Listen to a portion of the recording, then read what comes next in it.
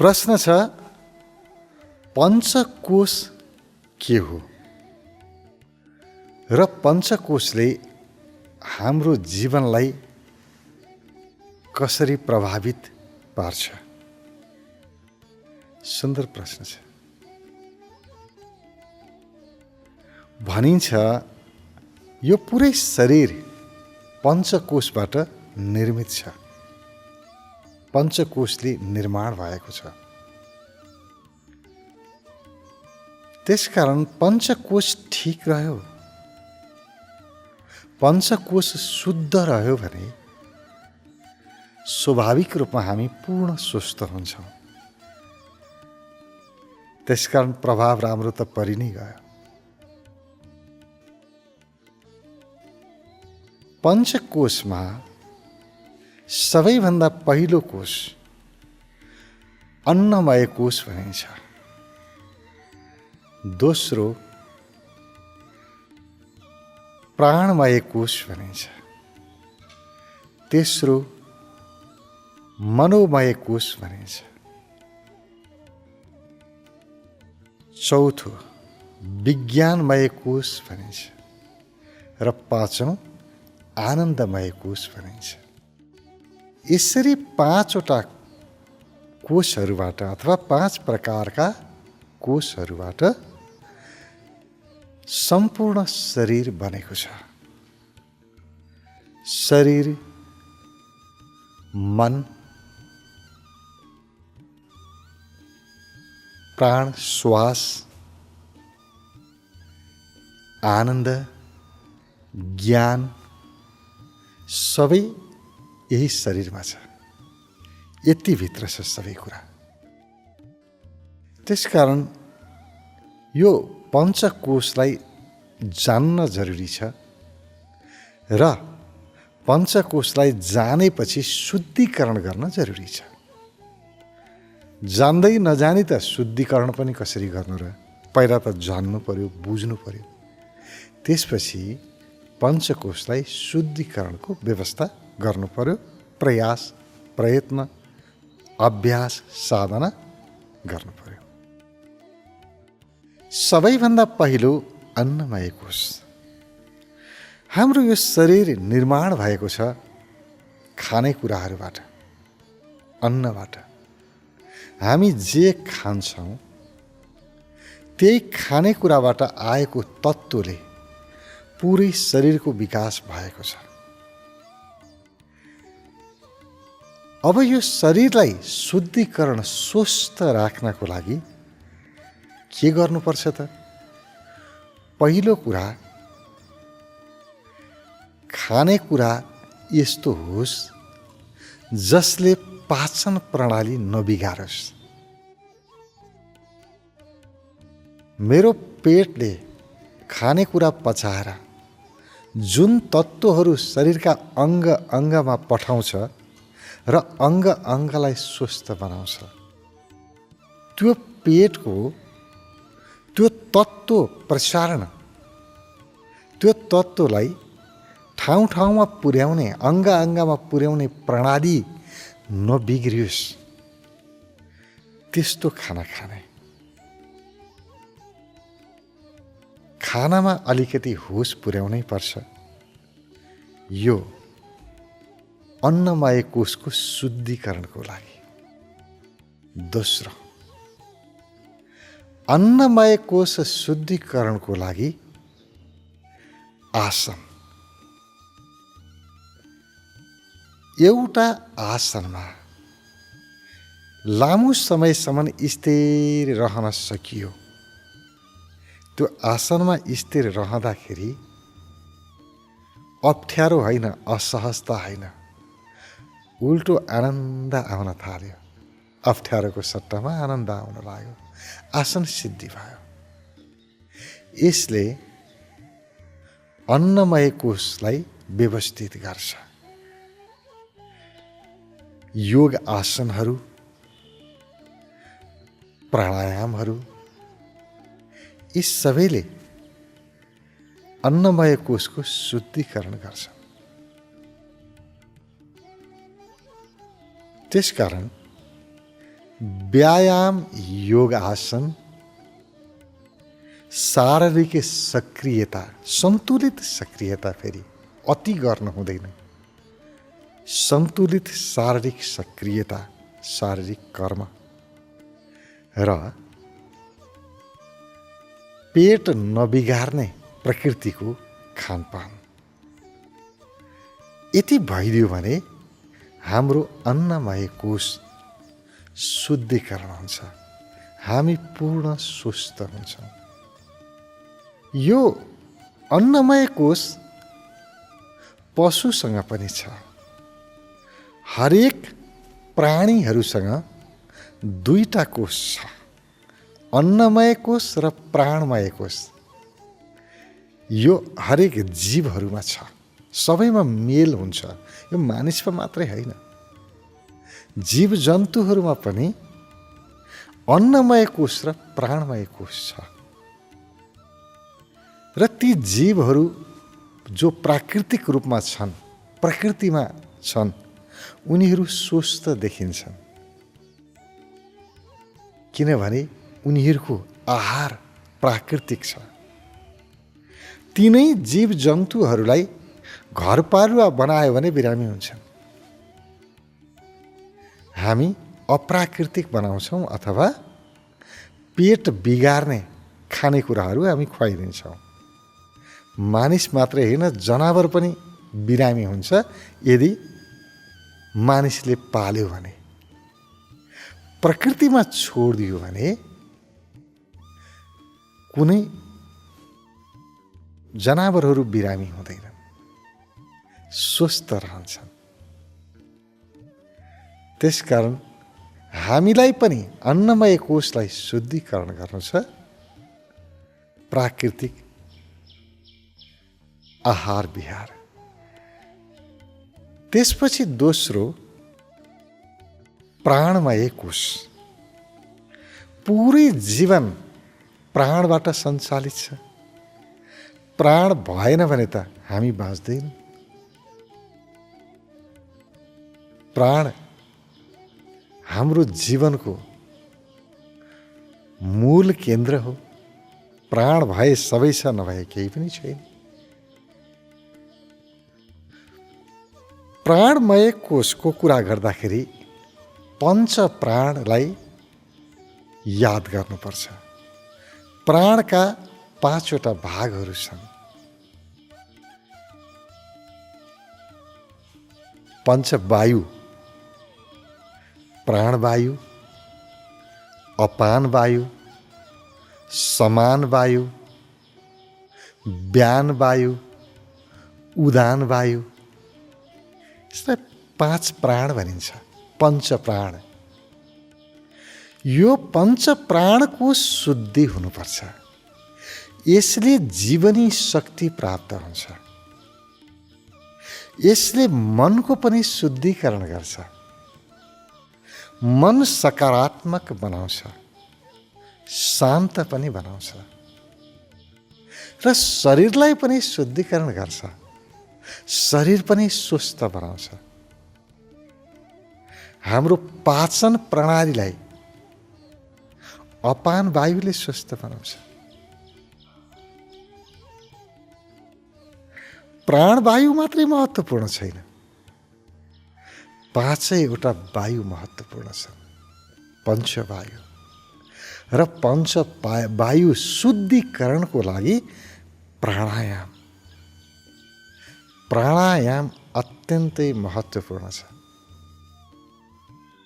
प्राणायामको अत्यन्तै सकारात्मक प्रभाव हाम्रो जीवनमा पर्छ। प्राणायाम गरेर कहिल्यै कसैको नोक्सान भएको छैन, फाइदै फाइदा छ।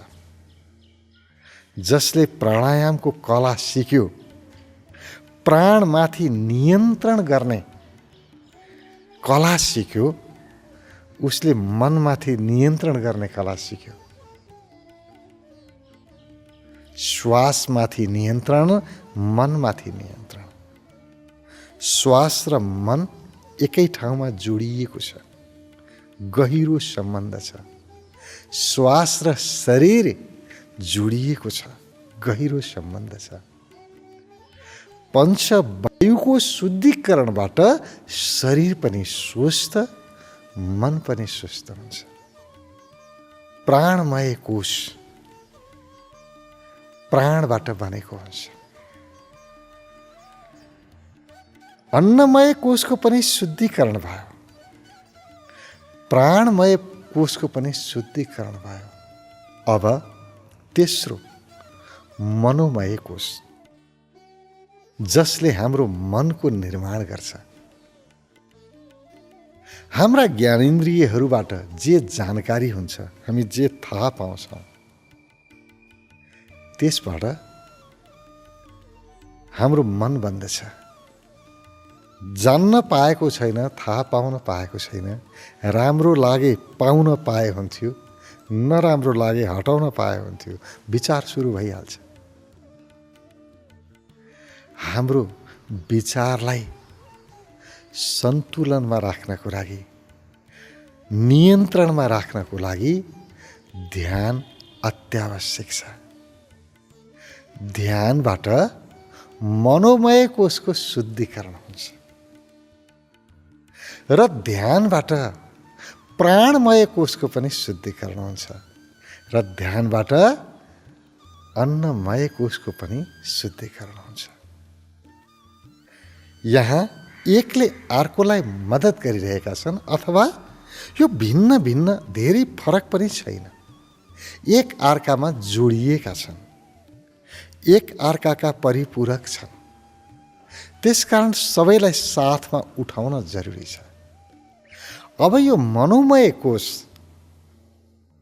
यो जीव जीवात्मा अरू जीवहरूमा हुँदैन, मानिसमा मात्रै हुन्छ। मानिसको मात्रै चित्त दुख्छ, मानिसमा मात्रै धेरै कुराहरूको स्मृति सङ्ग्रहित गर्ने क्षमता छ। मानिसमा मात्रै बुद्धि खेलाउन सक्ने क्षमता छ। मानिसमा मात्रै आफ्नो भावना जगाउन सक्ने क्षमता छ। मानिसमा मात्रै आफ्नो विचारलाई, आफ्ना इच्छाहरूलाई सन्तुलनमा राख्न सक्ने क्षमता छ। यो अरू जीवमा छैन, अरू प्राणीमा छैन। त्यसकारण यो मानवको लागि हो। अब यहाँबाट मानवीयता सुरु हुन्छ।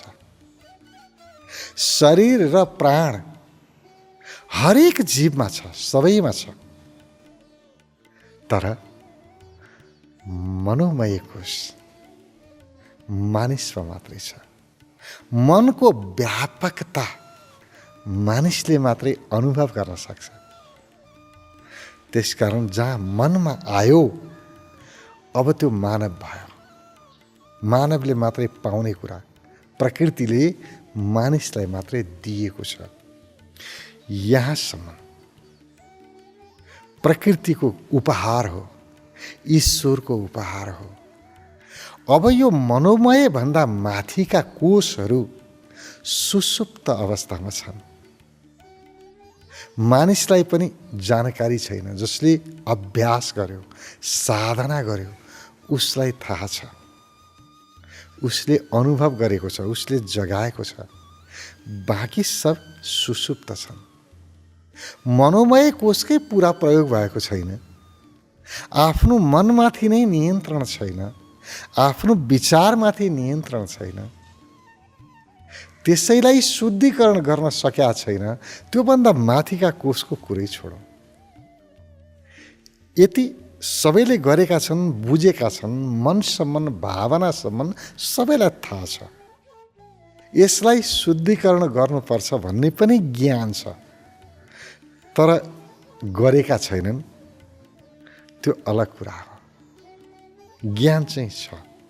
शरीर स्वस्थ हुनुपर्छ, शरीर शुद्धिकरण हुनुपर्छ, प्राण शुद्धिकरण हुनुपर्छ, श्वास प्रणाली पुरै खुल्ला हुनुपर्छ, कहीँ जाम हुनु हुँदैन, ब्लक हुनु हुँदैन।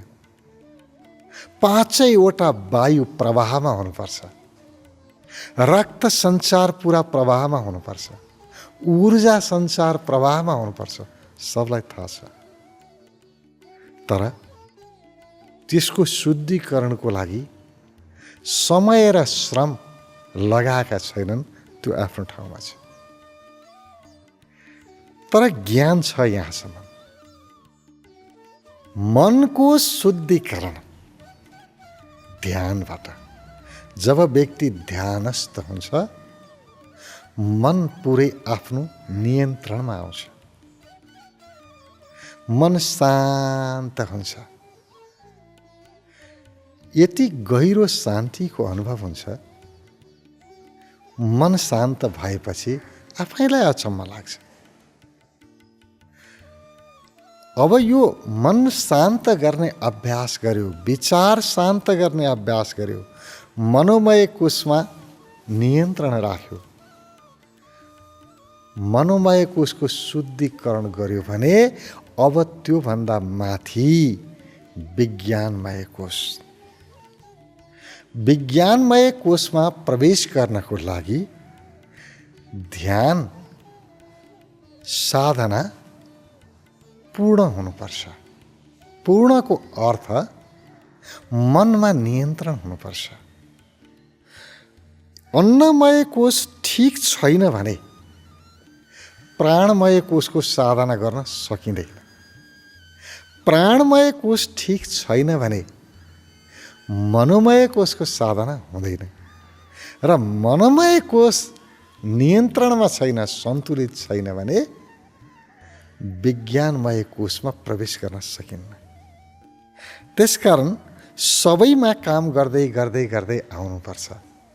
हरेक अङ्ग, प्रत्येक कोषहरू, कोशिकाहरू त्यति नै महत्त्वपूर्ण छन्। यो धेरै महत्त्वपूर्ण, यो कम महत्त्वपूर्ण भन्नै मिल्दैन। एकले अर्कोलाई सहयोग गरिरहेका छन्। ढुङ्गाको भर माटो, माटोको भर ढुङ्गा। त्यसकारण यो ठुलो, यो सानो भन्न मिल्दैन। अन्नमय कोष, प्राणमय कोष, मनोमय कोष, यसको पुरै शुद्धिकरण र सन्तुलनबाट व्यक्ति विज्ञानमय कोषमा प्रवेश गर्छ। विज्ञानमय कोष भनेको के हो? जीवनको आधार हो, जहाँबाट जीवन उत्पन्न हुन्छ, जहाँबाट मन उत्पन्न हुन्छ, जहाँबाट प्राण उत्पन्न हुन्छ, जहाँबाट यो अन्नमय कोष उत्पन्न हुन्छ। प्राणमय कोष, अन्नमय कोष, मनोमय कोषको मूल आधार, जसको कारणले सबै छ। यानी कि मनसम्म विषयहरू छन्, विचारहरू छन्, यो विषय त्यो विषय धेरै छन्। विज्ञानमय कोषमा गएपछि मात्रै ज्ञान छ। यो जीवन कसरी निर्मित हुँदो रहेछ थाहा पाउँछ व्यक्तिले। यसको कारण थाहा पाउँछ, त्यति गहिराईमा जान्छ। मन कसरी उत्पन्न हुँदो रहेछ, शरीर कसरी उत्पन्न हुँदो रहेछ, श्वास प्राण कसरी उत्पन्न हुँदो रहेछ, त्यो उत्पन्न हुने आधार, त्यो आधारलाई जान्नु विज्ञानमय कोष हो। कारण, जसको कारणले सबै छ। हामी त प्रकट भएको कुरा मात्रै देख्छौँ, जसको कारणले प्रकट भयो त्यो कारण देख्दैनौँ। यसले कारणको दर्शन गराउँछ, जसलाई आत्मतत्त्व भनिन्छ। जहाँ मन शान्त भयो, जसले आफ्नो साधनाद्वारा मनमाथि पुरा नियन्त्रण गर्यो, आत्मशक्ति प्रकट हुन्छ, आत्मतत्त्व प्रकट हुन्छ। त्यो आत्मतत्त्वको बोध गर्नु नै विज्ञानमय कोष हो, त्यसलाई जान्नु हो। विज्ञानमय कोषमा पुग्नको लागि अथवा विज्ञानमय कोषको शुद्धिकरणको लागि ध्यानको गहिरो तहमा मनलाई शान्त गरेर मनभन्दा पनि गहिरो तहमा प्रवेश गर्नुपर्छ। जस्तो मन भनेको हलचल हो, चल्नु हो। जब विचारहरू चल्न थाल्छन्, इच्छाहरू जन्मिन सुरु गर्छन्, त्यसलाई हामी मन भन्छौँ। यसलाई समुद्रसँग पनि तुलना गरिन्छ। समुद्रमा छालहरू हुन्छन्, पानीको छाल उठ्छ हावाको कारणले। हावा भनेको बाहिरी प्रभाव। हाम्रो जीवनमा पनि, हाम्रो मनमा पनि जब बाहिरी प्रभाव पार्छ, कसैले केही भन्यो, कसैले केही गरिदियो, कहीँ चित्त बुझ्यो, कहीँ बुझेन, बाहिरी प्रभाव, त्यसबाट हाम्रो मन तरङ्गित हुन्छ। हाम्रा मनका छालहरू उत्पन्न हुन्छन्। जसरी समुद्रमा बाह्य प्रभाव हावा आयो, समुद्रको छाल उठ्यो, त्यसै गरी हाम्रो मनमा पनि छाल उठ्छ जब बाहिरी प्रभाव पर्छ।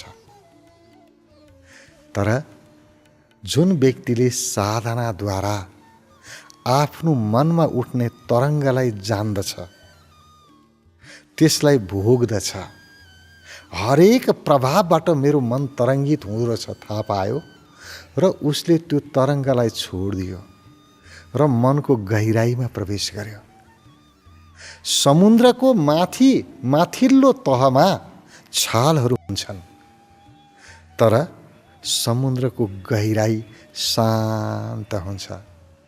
माथि सुनामी आओस्, बाहिरी तहमा ठुलो आँधी तुफान आओस्, तर समुद्रको गहिराईलाई केही प्रभाव पर्दैन।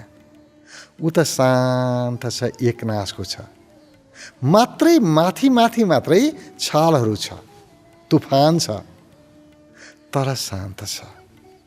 त्यसै गरी आफ्नो मनमा पनि बाहिरी प्रभावहरू पर्दो रहेछ।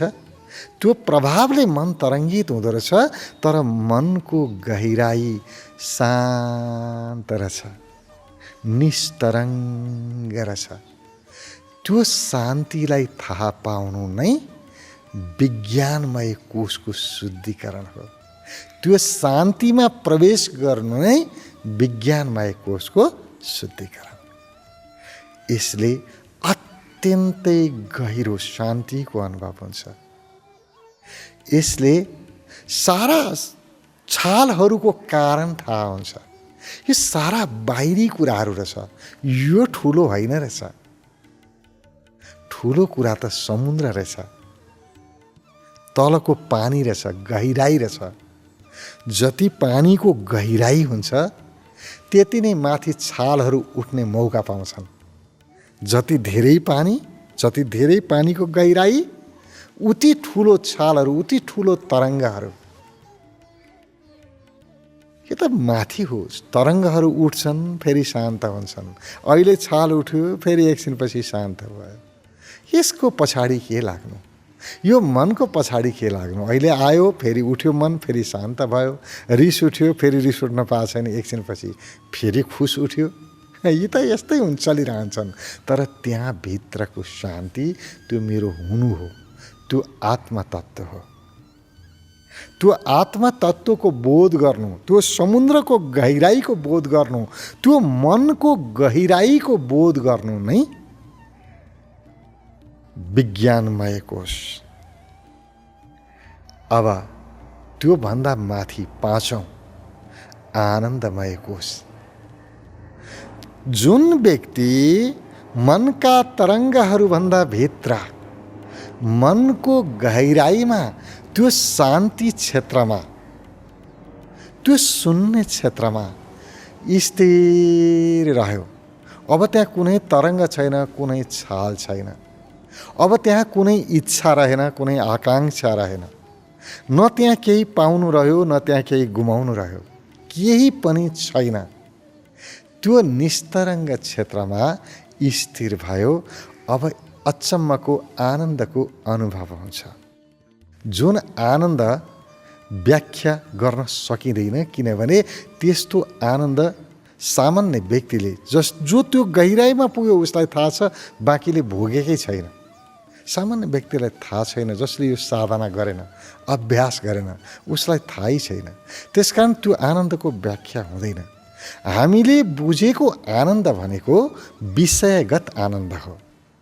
कुनै विषय प्राप्त गर्दा आनन्द, आफूले भने जस्तो हुँदा आनन्द, शरीरको कारणले, शरीरका अङ्गहरूको कारणले पाइने आनन्द, मनको कारणले, मनका इच्छाहरू पूर्ति भएका कारणले पाइने आनन्द, आफ्नो भावना जगाएको कारणले पाउने आनन्द, यी विषयगत आनन्द हामीलाई थाहा छ। विषयातीत आनन्द हामीलाई थाहा छैन। त्यसकारण यो विषयातीत आनन्द, त्यो शान्तिको आनन्द, यस्तो गहिरो आनन्दमा व्यक्ति डुब्छ, यसैलाई समाधि भनिन्छ। समाधि भनेको त्यो विज्ञानमय कोषभित्र आनन्दमय कोषमा विश्राममा जानु, त्यसैमा एक हुनु। अब त्यहाँ आनन्दमय कोषमा गयो व्यक्ति भने कति दिन त्यहाँ बस्छ भन्न सकिँदैन, किनभने आनन्दको समय हुँदैन। समय अत्यन्तै छोटो हुन्छ। त्यसकारणले 4-5 दिन, 6 दिन, हप्ता, 10 दिन, महिना दिन जति पनि बित्न सक्छ, उसलाई क्षणभर म भर्खर बस्या जस्तो लाग्छ। त्यत्रो समय बितिसक्यो, आफूलाई समय बितेको थाहै हुँदैन। त्यसैलाई समाधि भनिन्छ। व्यक्ति पुरै समाधिस्थ भयो।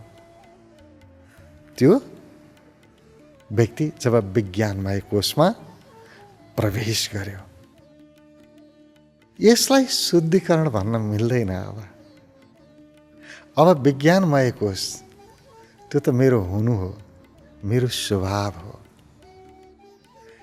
त्यो आफ्नो असली मैसँग भएको हो नि। 5वटा कोष कोसँग छ? मसँग छ। प्रत्येक व्यक्तिले 5वटा कोष बोकेर लिएर आएको छ। बस कसलाई प्रयोग गर्यो, कसलाई गरेन भन्ने मात्रै हो। मनोमय कोषसम्म त सबैले प्रयोग गरेका छ। विज्ञानमय कोष र आनन्दमय कोषको प्रयोग हुनै सकेन। यो प्रयोग गर्नको लागि चाहिँ साधना अत्यावश्यक छ। अभ्यास अति महत्त्वपूर्ण छ। बिना अभ्यास सम्भव छैन त्यहाँ जान। अब जसले त्यो आनन्दमय कोषमा स्थिर भयो, एउटा 6औं अवस्था छ जुन शास्त्रहरूले चर्चा साङ्केतिक रूपमा मात्रै गरेका छन्, स्पष्ट गरेनन्। पञ्चकोशको कुरा गरे। अर्को एउटा अवस्था छ कोशातीत अवस्था, जहाँ अब कुनै कोष नै रहेन।